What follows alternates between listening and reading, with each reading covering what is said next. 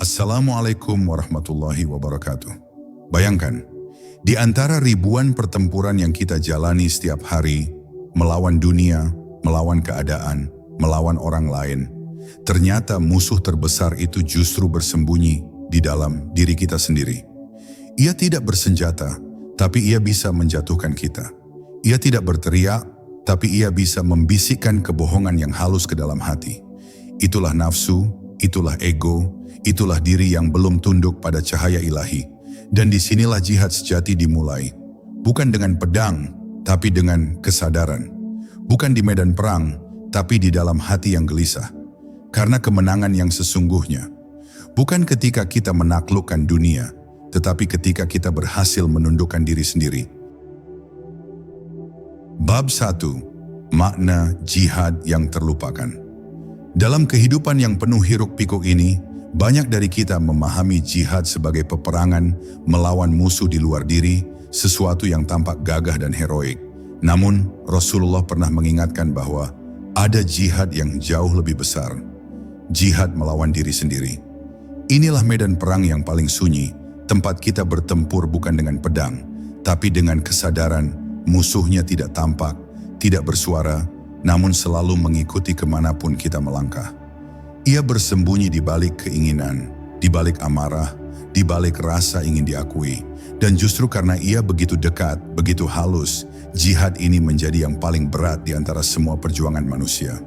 Ketika hati belum mengenal keheningan, kita sering terjebak dalam perang yang salah. Kita sibuk mengalahkan orang lain, tapi lupa mengalahkan diri sendiri. Kita berdebat demi membuktikan siapa yang benar, bukan apa yang benar. Kita menolong agar terlihat mulia, bukan karena cinta yang tulus. Disinilah jihad sejati diuji. Bukan di medan perang, tapi di medan hati. Melawan diri berarti belajar menundukkan ego, menahan lidah dari kata yang melukai, menahan hati dari rasa ingin menang sendiri. Ia adalah latihan sunyi yang hanya bisa dijalani oleh mereka yang berani menatap cermin diri tanpa berpaling. Setiap kali kita menahan amarah padahal kita mampu membalas, setiap kali kita memilih diam padahal ingin membela diri, disitulah jihad sedang berlangsung. Bukan karena kita lemah, tapi karena kita belajar menyerahkan kemenangan kepada Allah. Menang atas diri tidak selalu berarti mendapatkan apa yang kita mau, tapi mampu menerima apa yang Allah mau. Ketika hati mulai tenang, ketika hawa nafsu tidak lagi menguasai keputusan, maka kemenangan sejati telah hadir. Bukan di luar, tapi di dalam jihad terhadap diri bukan perjuangan sehari. Ia adalah perjalanan seumur hidup. Setiap pagi adalah awal pertempuran baru antara cahaya dan gelap di dalam dada. Kadang kita kalah, kadang menang, tapi selama kita sadar dan kembali kepada Allah, kita tidak pernah benar-benar gagal. Karena jihad ini bukan tentang hasil, melainkan tentang kesungguhan hati untuk terus memperbaiki diri. Tidak ada penonton yang bersorak, tidak ada sanjungan, hanya Allah yang tahu betapa berat langkah yang kita tempuh untuk menjadi hamba yang lebih baik. Dan ketika hati mulai damai di bawah naungan iman, kita akan mengerti bahwa jihad terbesar bukan tentang mengubah dunia, tapi mengubah diri. Sebab dunia akan menjadi tenang ketika hati manusia menjadi tenang. Saat seseorang mampu berdamai dengan dirinya, ia akan memancarkan kedamaian ke sekitarnya. Maka, jihad melawan diri bukanlah perang yang membawa luka, melainkan perjalanan yang menumbuhkan cinta. Cinta kepada kebenaran, cinta kepada kesabaran, dan cinta kepada Allah yang menjadi tujuan segala perjuangan. Bab 2. Nafsu, musuh yang bersembunyi di dalam diri. Tidak ada musuh yang lebih dekat dan lebih licik daripada hawa nafsu. Ia tidak datang dengan wajah yang menakutkan, tapi dengan bisikan yang lembut. Ia membujuk kita untuk merasa benar saat sebenarnya kita salah. Untuk merasa ikhlas padahal tersembunyi harapan dipuji. Nafsu pandai menyamar menjadi kebaikan, menjadikan amal sebagai alat untuk menguatkan ego. Betapa banyak orang tampak berbuat baik, namun di baliknya tersembunyi keinginan untuk dianggap suci. Disitulah bahayanya, karena musuh ini tidak terlihat, tapi mengendalikan. Dari dalam Rasulullah bersabda bahwa musuh terbesar manusia adalah nafsunya sendiri. Dan siapa yang mampu menundukkannya, dialah pemenang sejati. Nafsu tidak selalu hadir dalam bentuk dosa yang nyata. Kadang ia bersembunyi di balik niat yang tampak mulia. Seseorang bisa beribadah karena ingin dikenal sebagai ahli ibadah, menolong karena ingin dianggap dermawan, atau berbicara tentang Allah tapi sebenarnya sedang membicarakan dirinya sendiri. Inilah bentuk halus dari penyakit hati yang paling berbahaya, ria, ujub, dan keinginan untuk diakui. Melawan nafsu bukan berarti mematikan keinginan, tapi menempatkan keinginan di bawah kendali iman. Ia adalah proses belajar mengenali bisikan halus yang membuat hati condong kepada dunia dan menuntunnya kembali kepada keikhlasan. Dalam peperangan ini, tidak ada kemenangan yang mudah. Nafsu menyerang dari arah yang tidak kita duga, lewat pujian, melalui rasa bangga, bahkan dari rasa ingin dihargai. Ia membuat kita merasa besar di hadapan manusia, padahal kecil di hadapan Allah. Maka melawan nafsu berarti menundukkan kepala di saat hati ingin diangkat, berjalan perlahan ketika dunia memaksa kita berlari, dan berdiam ketika lidah ingin berbicara banyak. Setiap penundukan diri seperti ini adalah langkah kecil dalam jihad yang besar. Para arif bijak berkata, barang siapa mengenal dirinya, maka ia mengenal Tuhannya. Kalimat ini bukan sekadar ajaran, tapi peta menuju kedalaman spiritual. Dengan mengenali betapa mudahnya hati ini tergoda, seseorang akan menyadari betapa lemahnya dirinya di hadapan Allah. Dari kesadaran itulah lahir kerendahan hati yang sejati. Bukan dibuat-buat, tapi tumbuh dari pengakuan jujur bahwa semua kebaikan berasal darinya, bukan dari diri kita. Dan ketika kesadaran itu hidup, nafsu kehilangan kuasanya. Karena manusia yang mengenal kelemahannya tak lagi diperbudak oleh keinginannya. Jihad melawan nafsu adalah perjalanan seumur hidup yang sunyi. Tidak ada yang tahu kapan seseorang benar-benar menang. Tapi setiap kali ia mampu menahan diri dari dorongan ego, setiap kali ia lebih memilih diam, sabar dan ikhlas, sesungguhnya ia sedang melangkah di jalan para kekasih Allah. Sebab musuh terbesar manusia bukanlah setan di luar sana, melainkan nafsu yang berbisik di dalam dada. Dan kemenangan atasnya bukan sekadar membawa tenang, tapi membuka jalan menuju kebersamaan sejati dengan Tuhan. Bab 3. Kejujuran hati, cermin dari diri yang sejati. Untuk dapat melawan diri, seseorang harus terlebih dahulu berani melihat dirinya apa adanya. Bukan dengan mata, tetapi dengan hati yang jernih. Sebab yang paling sulit dari perjalanan spiritual bukanlah meninggalkan dunia, melainkan menghadapi diri sendiri tanpa topeng. Kejujuran hati adalah cermin yang menampakkan segala sesuatu sebagaimana adanya, tanpa hiasan, tanpa kebohongan. Namun banyak dari kita takut bercermin, karena di balik pantulan itu seringkali kita temukan wajah yang belum kita kenali. Wajah yang penuh ego, luka, dan kepalsuan. Dan di sanalah jihad terhadap diri menemukan bentuknya yang paling dalam. Keberanian untuk melihat kegelapan tanpa lari, lalu menyalakan cahaya dari dalam.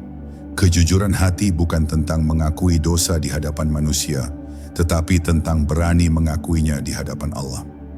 Ia menuntut ketulusan untuk berkata, "Ya Allah, aku lemah, aku tidak sebaik yang orang lihat." Kalimat itu sederhana, tapi hanya bisa diucapkan oleh hati yang benar-benar lembut. Karena bagi hati yang keras, mengakui kelemahan dianggap kekalahan. Padahal dalam pandangan Allah, pengakuan itu adalah awal kemenangan. Hanya ketika seseorang berani mengakui kegelapan di dalam dirinya, maka pintu cahaya akan terbuka, sebab Allah tidak pernah menolak hamba yang jujur dalam penyesalannya. Dalam keheningan kita akan mulai mendengar dua suara di dalam diri, suara hati dan suara nafsu. Suara hati lembut, penuh kasih, dan selalu mengajak pada kebaikan. Sedangkan suara nafsu keras, tergesa, dan selalu menuntut untuk dipenuhi. Disinilah kita diuji kepada siapa kita lebih sering mendengar. Orang yang terbiasa berdiam dan merenung akan lebih mudah mengenali keduanya. Tapi yang selalu sibuk dengan dunia tak akan pernah tahu dari mana arah bisikan itu datang. Karena itu, melatih diam bukanlah kelemahan, melainkan jalan untuk menajamkan pendengaran batin. Setiap kali kita jujur dengan hati sendiri, tirai-tirai kebohongan perlahan tersingkap. Kita mulai memahami bahwa musuh di luar hanyalah bayangan dari pergulatan di dalam orang yang membuat kita marah, sesungguhnya sedang memantulkan amarah yang belum selesai di dalam diri kita. Orang yang membuat kita iri, sesungguhnya sedang menunjukkan bahwa hati kita belum ridha dengan takdir Allah. Maka kehidupan ini sejatinya adalah cermin raksasa, dan setiap peristiwa hanyalah pantulan dari kondisi batin kita sendiri. Dan ketika seseorang telah jujur dengan dirinya, ia akan menjadi damai. Ia tak lagi sibuk membenarkan diri, tak lagi haus pembenaran dari manusia.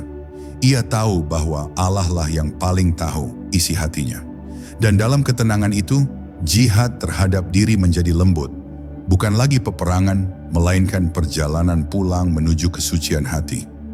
Hati yang tenang bukan karena tanpa dosa, tetapi karena telah jujur menghadapinya dan menyerahkannya sepenuhnya kepada Allah yang Maha Pengampun. Bab 4. Kesabaran, pedang yang tak terlihat. Dalam jihad melawan diri, kesabaran adalah pedang yang paling tajam. Ia tidak memotong dengan besi, tapi dengan keheningan. Sabar bukan berarti diam tanpa perasaan, melainkan kemampuan menahan diri agar tidak dikendalikan oleh emosi. Sabar adalah kekuatan yang lembut, namun luar biasa dalam menundukkan nafsu dan ego. Ketika hati ingin marah, tapi kita menahan. Ketika mulut ingin membalas, tapi kita memilih diam. Ketika jiwa ingin tergesa, tapi kita memilih menunggu takdir Allah bekerja, disitulah sabar menjadi senjata rohani yang mengalahkan ribuan badai di dalam dada. Ia bukan tanda kelemahan, tetapi bukti seseorang telah mengenal Allah lebih dalam dari sekadar kata-kata. Kesabaran sejati lahir dari keyakinan bahwa semua yang terjadi datang dari Allah, dan setiap kejadian membawa pesan kasih sayangnya. Hati yang sabar tidak banyak bertanya, mengapa, tapi lebih sering berkata, aku percaya. Ia tahu bahwa di balik kesulitan selalu ada pelajaran yang Allah selipkan dengan lembut. Sabar mengajarkan kita untuk tidak terburu-buru menilai sesuatu sebagai buruk, karena kadang apa yang kita anggap pahit hari ini justru menjadi obat bagi jiwa di masa depan. Dengan sabar, seseorang belajar menerima kehidupan apa adanya, bukan dengan pasrah tanpa daya, tapi dengan keteguhan dan rasa hormat kepada kehendak Tuhan.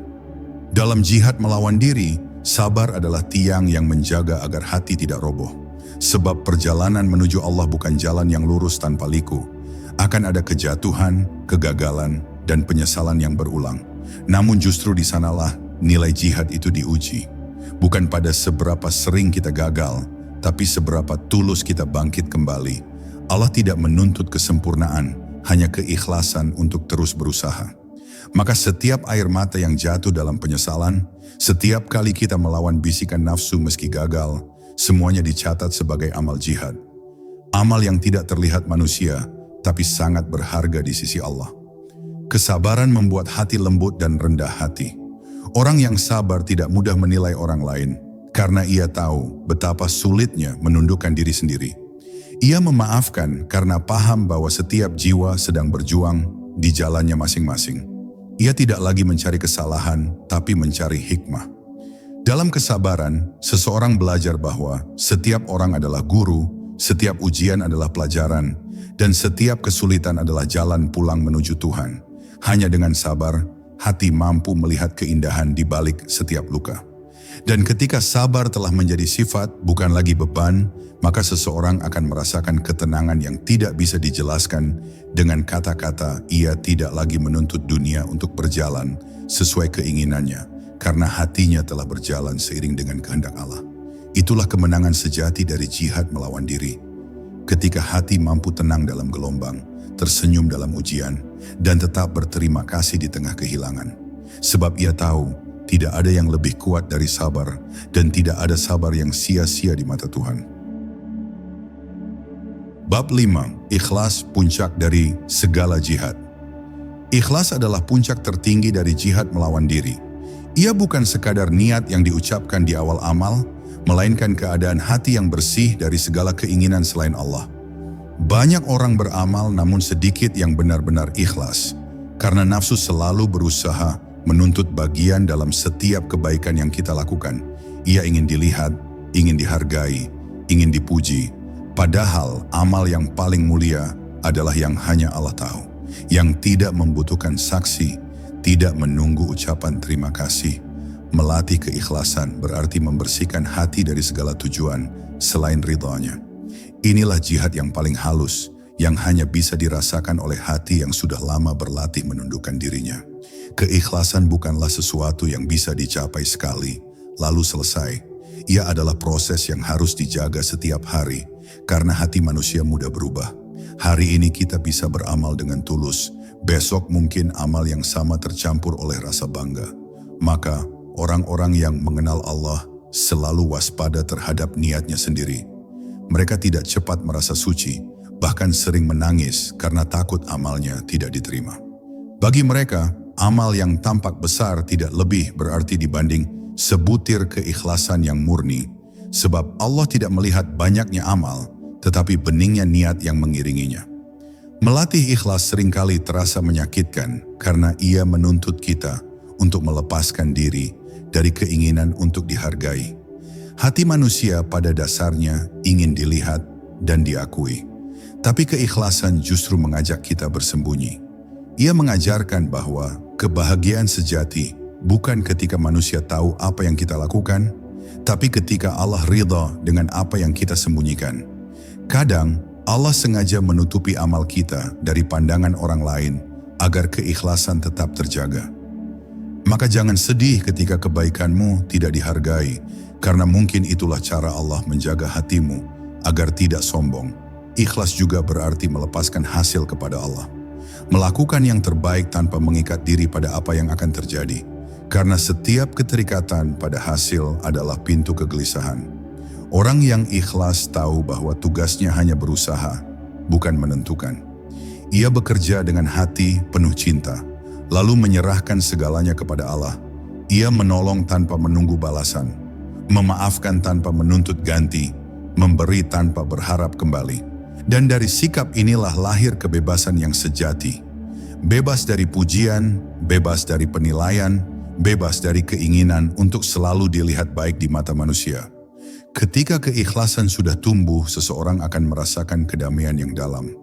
Ia tidak lagi membandingkan dirinya dengan orang lain, karena ia tahu setiap amal memiliki jalan dan rahasianya masing-masing di sisi Allah. Ia tidak lagi gelisah tentang bagaimana dunia memandangnya, sebab yang terpenting baginya hanyalah pandangan Tuhan. Dalam keikhlasan, semua yang tampak berat menjadi ringan, karena ia tidak lagi berjuang demi diri, tapi demi Dia. Dan pada saat itulah jihad melawan diri mencapai puncaknya. Ketika tidak ada lagi aku dalam setiap amal, yang ada hanya Engkau, ya Allah. Bab 6. Menundukkan ego, menemukan kedamaian. Ego adalah benteng tertinggi yang memisahkan manusia dari Tuhannya. Ia berdiri tegak dalam hati yang belum mengenal tunduk. Selalu ingin menjadi pusat, selalu ingin diakui, selalu ingin benar. Dari ego lahir amarah, iri, rasa lebih tinggi dari yang lain. Ia adalah akar dari segala kegelisahan batin. Maka jihad melawan diri sejatinya adalah jihad untuk meruntuhkan benteng ego, agar cahaya ketundukan bisa masuk ke dalam hati. Sebab selama ego masih bertahta, tidak ada kedamaian yang benar-benar lahir. Hati mungkin tampak tenang di luar, tapi di dalamnya bergejolak karena selalu merasa harus menang, harus lebih, harus di atas. Menundukkan ego bukan berarti menghapus jati diri, tapi mengembalikannya pada fitrah asal, menjadi hamba. Hamba tidak memerintah, ia patuh. Hamba tidak menuntut, ia menerima. Hamba tidak sombong dengan amalnya, karena tahu semua berasal dari Allah. Ketika kesadaran ini hidup, ego mulai kehilangan kekuatannya. Hati yang dulu keras menjadi lembut, yang dulu ingin menguasai mulai ingin melayani, yang dulu ingin dihargai mulai ingin memberi.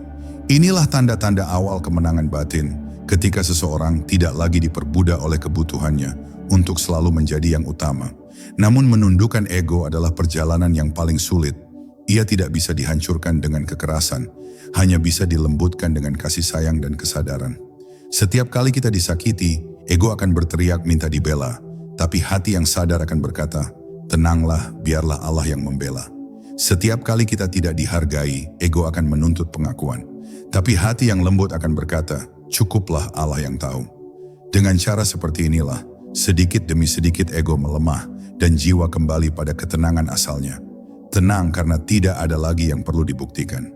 Ketika ego runtuh, seseorang akan melihat dunia dengan mata yang berbeda. Ia tak lagi memandang manusia dari atas, tapi dari sisi yang sejajar. Ia tak lagi merasa lebih baik, karena sadar semua hanyalah ciptaan yang sedang berjuang dalam kelemahan masing-masing. Dari kesadaran itu tumbuh kasih, tumbuh empati, tumbuh kerendahan hati yang membuat hidup terasa ringan. Ia tidak lagi sibuk membandingkan atau bersaing, karena hatinya telah puas dengan apa yang Allah tetapkan. Ego mati, bukan karena dihina, tapi karena hati sudah menemukan kemuliaan sejati. Kemuliaan di sisi Tuhan, bukan di mata manusia. Dan pada akhirnya, ketika ego benar-benar tunduk, kedamaian pun datang tanpa perlu dicari.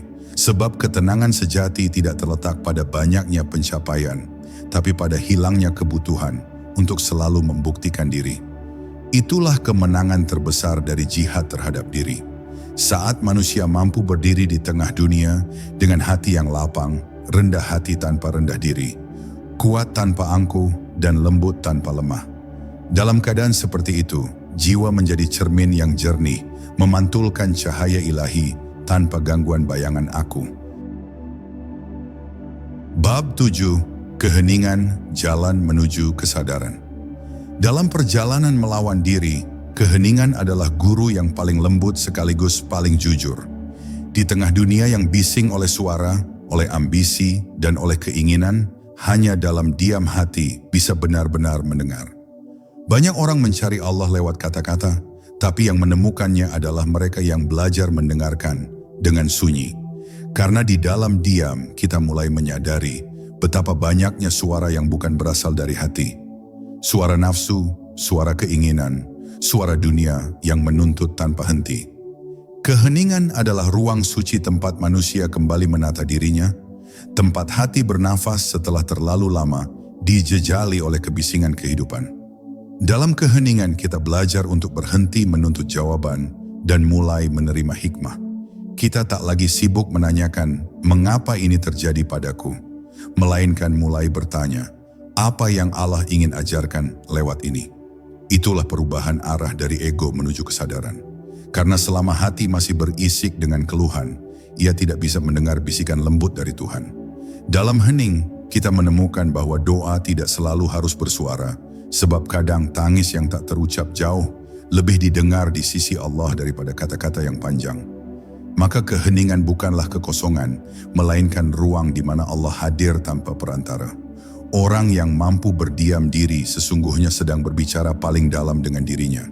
Ia mengamati pikirannya tanpa menghakimi, ia memandang rasa sakitnya tanpa ingin melarikan diri. Dalam keheningan, seseorang akan tahu bahwa setiap emosi, setiap amarah, setiap kesedihan hanyalah tamu yang datang dan pergi. Ia tidak perlu ditolak, tidak perlu ditahan, hanya perlu disadari, diterima, lalu dilepas perlahan. Disinilah hati mulai mengenal kedewasaan spiritual. Keadaan ketika seseorang tidak lagi dikendalikan oleh apa yang ia rasakan, tetapi mampu menyaksikan segalanya dengan tenang. Keheningan juga mengajarkan ketulusan dalam beribadah. Sebab ketika hati sunyi, doa menjadi murni, zikir terasa lebih dalam, bukan karena suara yang keras, tapi karena kesadaran yang hadir sepenuhnya. Dalam diam, seseorang tidak lagi mencari pengalaman spiritual yang luar biasa, karena ia tahu bahwa yang luar biasa adalah kesadaran sederhana. Menyadari bahwa ia sedang bersama Allah, kapanpun dan dimanapun. Tak perlu tanda, tak perlu bukti, cukup rasa yang lembut di dada, bahwa dia selalu dekat, lebih dekat dari urat leher sendiri.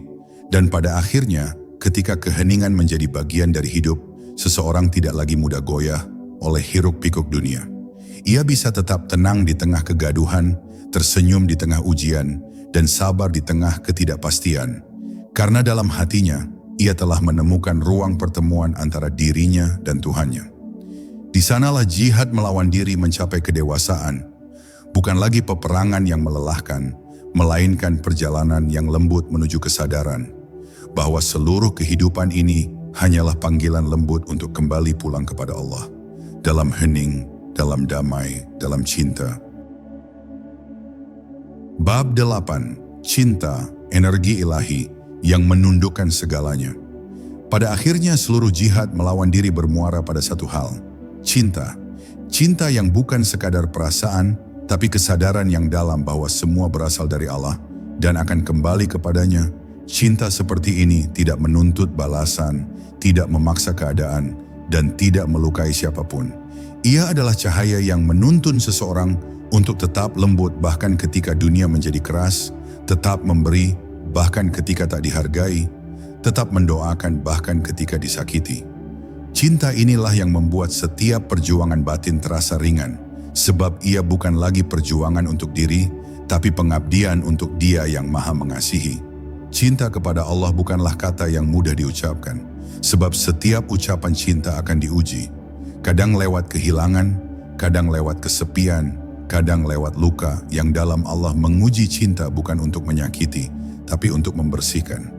Ia ingin menyingkirkan segala hal yang masih kita cintai selain Dia, agar tidak ada lagi sekutu di dalam hati.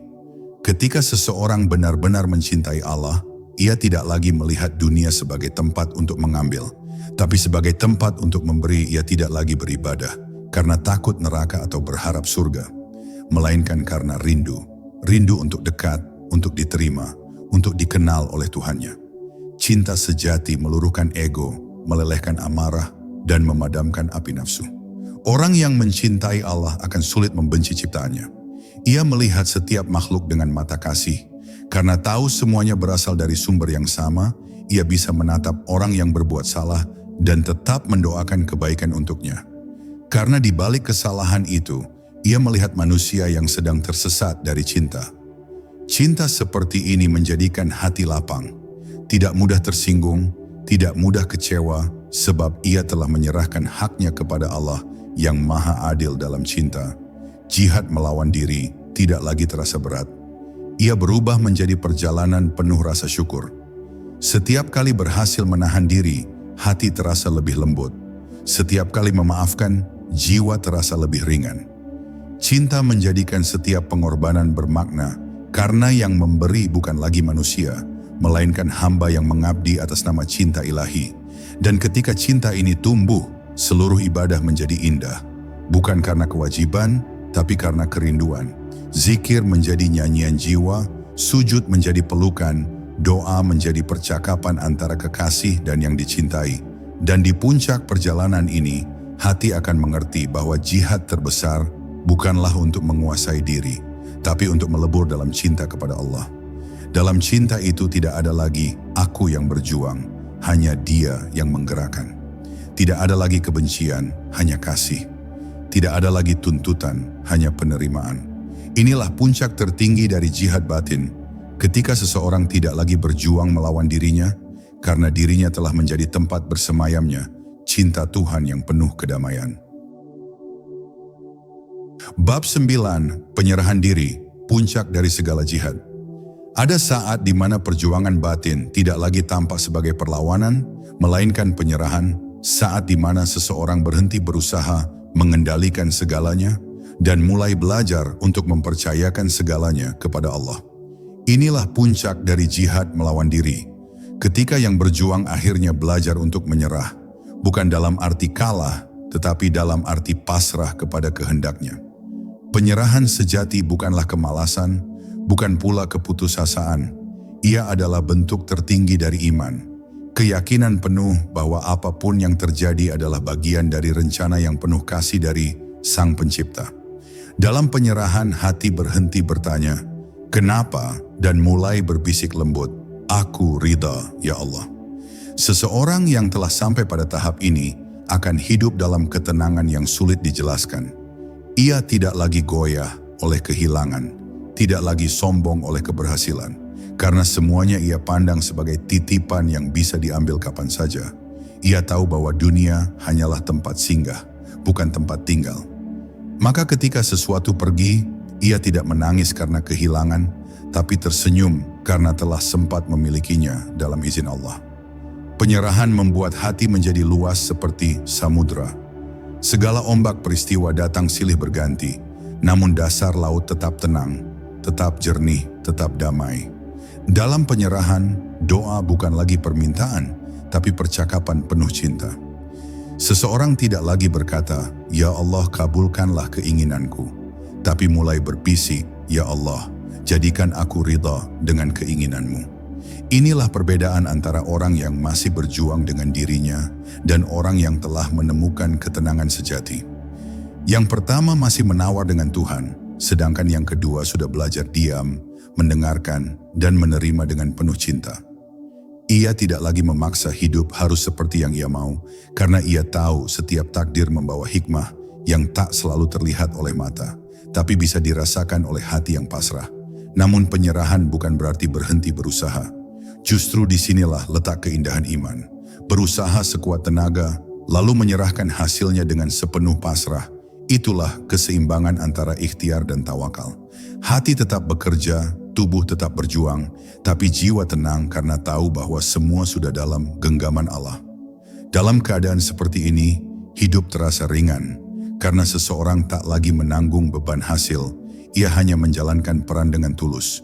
Ia tahu bahwa ia hanyalah alat, sementara Sang Pengatur, segalanya adalah Allah yang Maha Bijaksana. Dan pada akhirnya, penyerahan diri adalah bentuk tertinggi dari jihad melawan ego, sebab tidak ada yang lebih berat bagi nafsu selain menerima kenyataan bahwa ia bukan penguasa melainkan hamba. Tapi ketika hati telah tunduk sepenuhnya kepada kehendak Allah, seluruh perjuangan berubah menjadi kedamaian. Tidak ada lagi pertentangan antara keinginan dan kenyataan, antara doa dan takdir. Yang tersisa hanyalah ketenangan batin. Keadaan di mana seseorang berjalan di atas dunia dengan langkah yang ringan, karena setiap langkahnya telah diserahkan kepada Sang Pemilik jalan. Itulah jihad tertinggi, bukan lagi melawan diri, tapi menyerahkan diri sepenuhnya kepada Dia yang Maha mengatur segalanya. Bab 10. Kemenangan yang tak terlihat oleh mata. Ketika seseorang telah melewati seluruh lapisan jihad batin, dari kesadaran diri, keheningan, cinta, hingga penyerahan, maka tibalah ia pada puncak kemenangan yang sesungguhnya. Kemenangan ini tidak terlihat oleh mata, tidak dirayakan dengan tepuk tangan, dan tidak diukur dengan prestasi dunia. Kemenangan ini hanya bisa dirasakan di dalam dada. Sebuah ketenangan yang dalam, sebuah kedamaian yang tidak tergoyahkan oleh apapun. Inilah kemenangan yang dijanjikan bagi mereka yang mampu menaklukkan musuh terdekat, yaitu diri sendiri. Kemenangan yang membuat seseorang tidak lagi dikuasai oleh kemarahan, tidak diperbudak oleh keinginan, dan tidak ditipu oleh dunia. Ia berjalan di bumi dengan hati yang ringan, tapi di dalam dirinya mengalir kekuatan yang luar biasa. Kekuatan dari kesadaran bahwa ia bersama Allah. Kemenangan sejati bukan ketika kita berhasil menundukkan orang lain, tapi ketika kita berhasil menundukkan hawa nafsu yang ada di dalam diri. Bukan ketika kita mendapat pujian, tapi ketika kita tetap rendah hati meski tak seorang pun mengakui. Bukan ketika dunia memandang kita besar, tapi ketika hati tahu bahwa di hadapan Allah, kita hanyalah hamba yang kecil dan bergantung sepenuhnya kepadanya. Inilah kemenangan yang membawa seseorang dari gelap menuju cahaya, dari keresahan menuju ketenangan, dari ego menuju ketundukan. Dan di titik ini, seseorang mulai memahami arti sebenarnya dari kebebasan. Bukan bebas melakukan apa saja, tapi bebas dari keinginan untuk menguasai, untuk diakui, untuk dimenangkan oleh dunia. Kemenangan ini terasa lembut, tidak meledak-ledak. Ia datang seperti embun pagi yang menenangkan. Seseorang yang telah menaklukkan dirinya akan menjadi pribadi yang teduh, menyejukkan bagi sekitarnya. Ia tidak lagi bereaksi dengan amarah, tidak lagi membalas dengan dendam, sebab di dalam dirinya sudah tidak ada ruang untuk kebencian. Yang tersisa hanyalah kasih, empati, dan doa. Ia menjadi cermin bagi orang lain, bukan dengan kata-kata, tapi dengan ketenangan yang terpancar dari caranya menjalani hidup hatinya, seperti taman yang tak pernah layu, karena disirami oleh kesadaran ilahi yang terus hidup dalam setiap hembusan napasnya. Namun, kemenangan ini bukanlah akhir dari perjalanan. Ia hanyalah permulaan dari kehidupan baru. Kehidupan yang dijalani dengan penuh kesadaran, cinta, dan kerendahan hati. Orang yang telah memenangkan dirinya akan terus berjalan, bukan untuk mencari apapun, tetapi untuk memberi. Ia menjadi rahmat bagi sekitarnya, menjadi tempat berlabuh bagi hati yang gelisah, dan menjadi pengingat lembut bahwa kedamaian sejati tidak ditemukan di luar, tapi tumbuh dari dalam. Ia tidak lagi sibuk memperjuangkan citra karena hatinya telah bersandar kepada yang kekal. Ia tidak lagi berdebat tentang kebenaran karena kebenaran itu telah ia rasakan sebagai cahaya di dalam dirinya. Dan akhirnya, ketika seluruh perjuangan batin telah menuntunnya pada pemahaman yang jernih, seseorang akan menyadari bahwa jihad terbesar bukan sekadar melawan diri, melainkan mengenali siapa diri itu sebenarnya. Di balik lapisan ego dan keinginan, ada nur ilahi yang selalu bersinar, cahaya yang berasal dari Allah, yang menunggu untuk dikenali. Itulah kemenangan sejati, ketika aku lenyap dan yang tersisa hanyalah Dia. Ketika seseorang hidup bukan lagi untuk dirinya, tetapi untuk menjadi cermin kasih-Nya di dunia. Di sanalah jihad mencapai maknanya yang paling dalam. Bukan perang, bukan kemenangan duniawi, melainkan kembalinya jiwa kepada kedamaian asalnya. Ketenangan bersama Allah di dalam hati yang telah tunduk sepenuhnya. Pada akhirnya, setiap langkah dalam hidup ini adalah perjalanan pulang menuju Allah. Jihad terbesar bukanlah tentang siapa yang kita lawan, tapi tentang siapa yang kita taklukkan di dalam diri. Semoga hati kita selalu diberi kekuatan untuk menang dengan cara yang paling lembut, dengan cinta, dengan kesadaran, dan dengan penyerahan diri yang tulus.